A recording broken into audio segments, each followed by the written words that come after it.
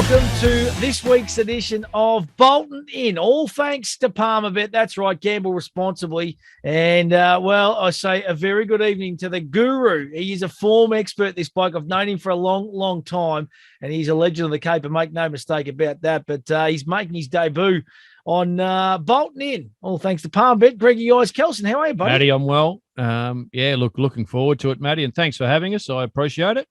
Mate, it's going to be fantastic. And we're going to have a look, of course, a big 3 or 4 weeks coming up in Queensland racing. But before we do that, I want to go back to last week. Of course, the Adelaide Carnival wrapped up, and it was a cracking Goodwood field, and Lombardo gets the job done for the Mick Price, Michael Kent Jr. stable. And wasn't it super impressive in the Group 1? Yeah, it was super impressive, Matty. I've got to say, I was surprised at the tempo this race was run at. I thought they left Lombardo alone in front. He had to cross from barrier 18, didn't have to do that much work to get there. And then I was actually surprised that the astrologist who drew barrier 6 didn't lead, or at least attempt to lead. He jumped okay, but was content to sit 3rd or 4th in running.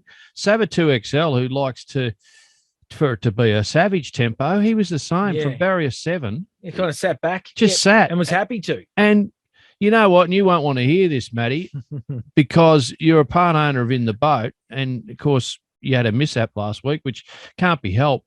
But I couldn't help but think immediately it would have been a run exactly on his terms, because he drew one outside the winner. So he'd have got the card across. He certainly would have been going to the front. He wouldn't have been, holding back. And Lombardo, I would have thought, would have not surrendered, but, he would have led him up, and it would have been run exactly the way that Lombardo got it run for him. So, and the thing was about the time, Matty, they didn't run much quicker than the 2-year-old race over the same trip on the day. So it wasn't a savage tempo. Do you reckon within the boat and a couple of horses, like coming out and that, and everyone obviously know the style of racing, obviously within the boat, he was in barrier 20, he was obviously always going to push forward. Yep. Do you think it maybe threw a few of the other hopes? They might have thought, oh, hang on, we don't know how this is going to be run now. Well, perhaps, and perhaps right. I mean, put In the Boat in, and maybe then the astrologist does want to kick up, and Savatu XL doesn't want you to get your own way, and maybe it's run at a different tempo. But I guess what we were left it where, and don't get me wrong for a minute, Matty, it was terrific. Lombardo still did the work to win and deserved to win and all of the rest of it, but it wasn't run at a Group 1 tempo, in my opinion. There were some terrific runs in the race. Frankie Pino, now, huge. He's a racehorse, isn't he? I thought coming off the heavy track, there was a heavy 10 at Warrnambool, but, it'll be a different kettle of fish today. Came from last at the 400 and has finished up in 4th position. Brilliant run. And the other big run was Halvorsen. Of course, he had to make his move up the fence. At a price. Yeah, and again, given the way the tempo was. His racing pattern is always you're just going to need a lot of things to absolutely go. Like Brooklyn Hustle and those kind of horses, isn't it? So it was a very interesting race because Lombardo controlled. Horses like the Astrologist and Savatu XL hung on to be running top 5, and yet you had horses like Halvorsen and Frankie Pino that could come from the back. I seriously reckon that I certainly, for one, have been underestimating a Frankie Pino. I thought he was the run of the race, and and as I said, he can do it on all types of going as well. But an interesting encounter, fully deserved to win. Lombardo, he's just a very good horse in Adelaide, isn't he? But I think I said to you before sale, Matty, he went up favourite before the sale race, and I thought, he might have been a false favourite that day, but he seems to just keep his best for Adelaide, doesn't he? Yeah, and well done. A great victory and thoroughly deserved. As you said, he's been a horse on the up and on the rise, and obviously got above average ability. What about the big one last week? Of course, Doomben races postponed. Carry on to this week, which we're going to get to some of the features, but. How does that affect horses? Like preparations and stuff, having that extra week in between. I think in some ways it's probably a good thing, because a lot of these horses have had runs on really heavy tracks. So an extra week might be. So in other words, let's say they go 3 weeks between runs, or even 4 weeks between runs, when it might normally have been 2 or 3. I don't think they're hugely disadvantaged because, as I said, they've had a pretty tough run, most of these gallopers, on what's already been heavy ground. So yeah, not sure. I reckon, and this is getting off the track a little bit, there's more an issue between how close I reckon the Adelaide and the Brisbane Carnivals are to one another now. Like we've got one of the big races being run on Saturday at Doomben, of course, at Kingsford-Smith. If Adelaide was run a bit sooner or Brisbane a little bit later, you're going to get a bit of more of a crossover of Goodwood horses too, I think. It'll push that way. Yep. So maybe, we could be more looking at perhaps why those two carnivals are so close to one another. Yeah, good call, mate. Hey, listen, that is last week's racing, okay? I want to talk now a little bit of futures racing. And one of the features coming up over the next couple of weeks, of course, is the Stradbroke Handicap, 1,400 metres, early markets on Triviera at $8, Paul L at $11, Flying Crazy $11, Senior Fox at 11, Startantes at $15, 11, $15, Prince of Boom $15, Sierra Sue, the 1,400 metre specialist, is in those third, fourth, fifth line of betting. It is a very, very open affair, isn't it? Well, 100% it is, and I reckon it's not hard to be trying to tip a winner now. It might be hard to find the winner, but you can be tipping now. But I reckon Saturday's Kingsford-Smith's going to probably shed a bit better light on maybe what we like and what the prices will be come the Stradbroke, because one I like on Saturday in Trivier, it depends how she goes as to whether it'll shorten up in the market. Paul Ellie, same. So there's so many there. Sierra Sue's another one. A horse like, I reckon, Private Eye, Matty. Have you got a market there for a horse called Private Eye? I'd be looking, if you're going to play now, to try and play for some value, because he's probably in the 20s or something. If he runs well, I reckon he's a horse that would maybe even halve his quote. I'd be more interested in playing around at $21. Yeah, there you go. So there's just an example, because I can see him running okay in the Kingsford-Smith. The other one I'm going to chuck in there is Showmanship, which we know and we won't see. Well, yeah. We're obviously looking for that softish kind of track too, and they've had so much rain up in that kind of southeast Queensland kind of bubble, haven't they, over the last couple of months? And to be honest, it doesn't look like it's going to let up anytime soon. So we're expecting a wet enough carnival. Yeah, and there's another one you've nailed pretty well, Matty, because if you look at Showmanship coming out of the Frankie Pino form of the Wangoom, hadn't run for nearly 2 years. He was desperately needing the run. He's going to be better for it.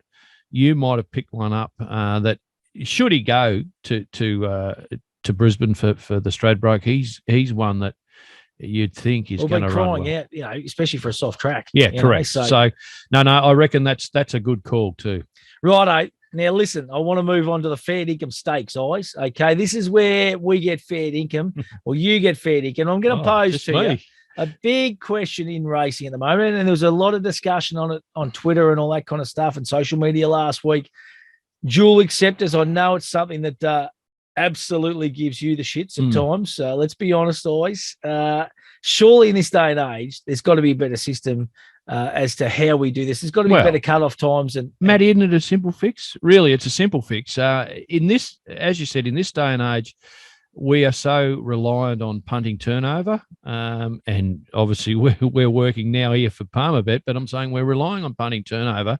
How you can still have horses accepted, particularly when they're in two states, Matty. We saw last weekend, Melbourne and Adelaide. Oh, it was absolutely horrific, wasn't it? And setting a market for that. How do you do it? Well, the markets generally come up on a Wednesday, and they're in both markets, of course. Yeah, I reckon there's a real simple fish, because either the trainer knows where they're going by Thursday, certainly, or the horse is already in Adelaide, for example.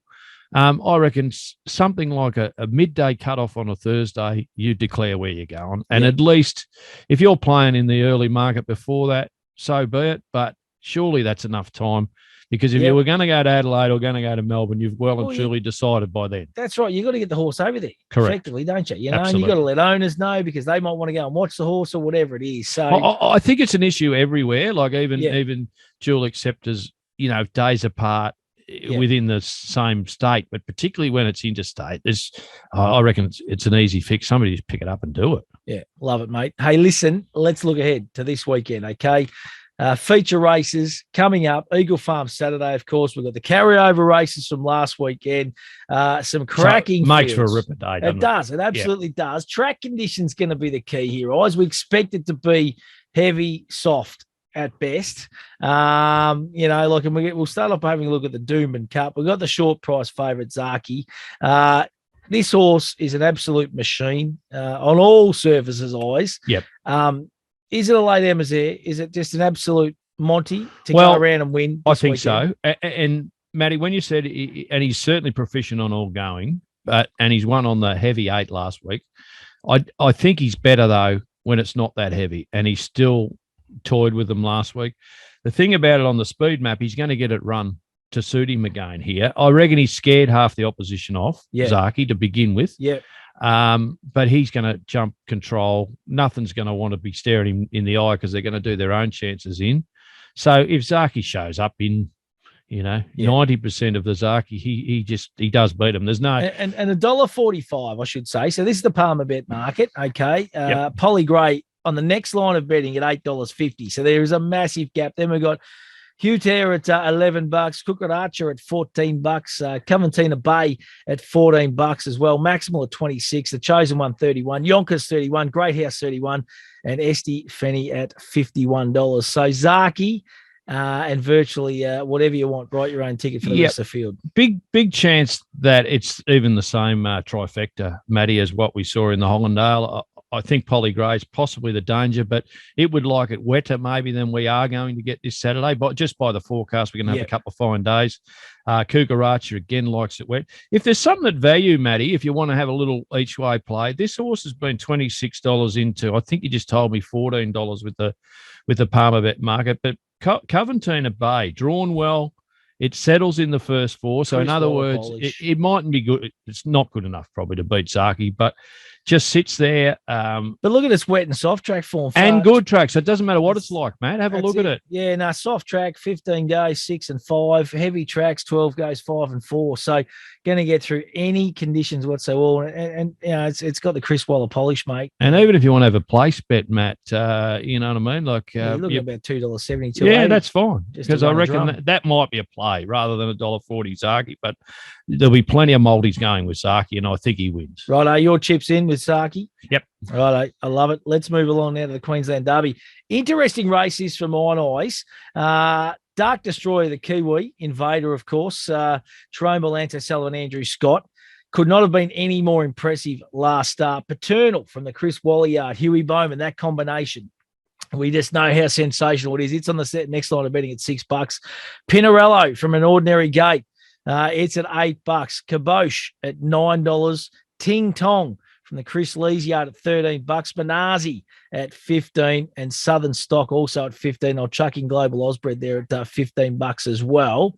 Open enough field for the Derby eyes. I must admit, I have this narrowed down. I thought to the kind of top 2 in the market. I thought they're both drawn well. They both go through the conditions, and I'm talking about Dark Destroyer and Paternal. What are your thoughts? Yeah, well, like I said, it's going to be interesting to see what conditions we get. It won't be heavy. The thing about Dark Destroyer or the Little Knock, and certainly well and truly good enough, been in the money 7 out of 9 lifetime starts and just looks an out-and-out stayer.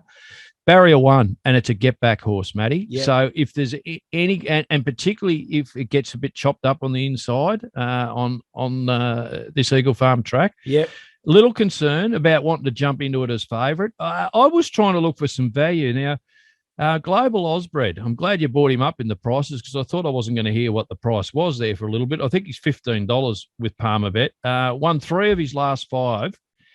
2 of those were on heavy ground.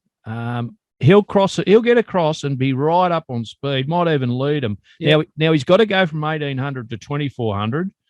But if he stays and he's bred to, he'd take a bit of running down, Matty. And I'd sooner be playing a horse like Global Osbred each way at the price than perhaps a Dark Destroyer where you're going to need a lot of luck. And the other horse we're going to chuck in the mix here, Oz, is a horse called Pinarello. I know it's got drawn barrier 20, okay, by Tavistock. Okay, like we love the Tavistock breeds. Only had the 6 career starts, 3 wins, 2 placings, and could not have been any more impressive last start. Winning convincingly. Correct. And as we said, we're going to see a few races by this stage. But as I said, drawn out may well be the place to be. Another one that comes into that contention, if the track's like that, is Southern Stock. He'll need a bit of luck because of where he is drawn. Yep. But again, he'll get across and, he might find the best part of the track. And you mentioned Paternal, well drawn, looks like the trip's going to suit. He might be the best of Chris Waller's runners. So pretty open derby for mine. But I'd sooner play around at a couple like Global Osbred, even Southern Stock. At a price. At an each way price. Yep. And I reckon they'll run for your money, Right, I'm going to stick with Paternal. I just thought, Chris Waller, Stayers, he's just an absolute superstar of sport, isn't he? And he is drawn well too, And feature races. Yep. So there you go. Doesn't get much better. Let's move along now to the Kingsford-Smith. This is over 1,300 metres. In Trivier's our favourite at $4.60. Paul L from the Cummings Yard at $5. Ellsberg is the next line of betting at $13. 11.11.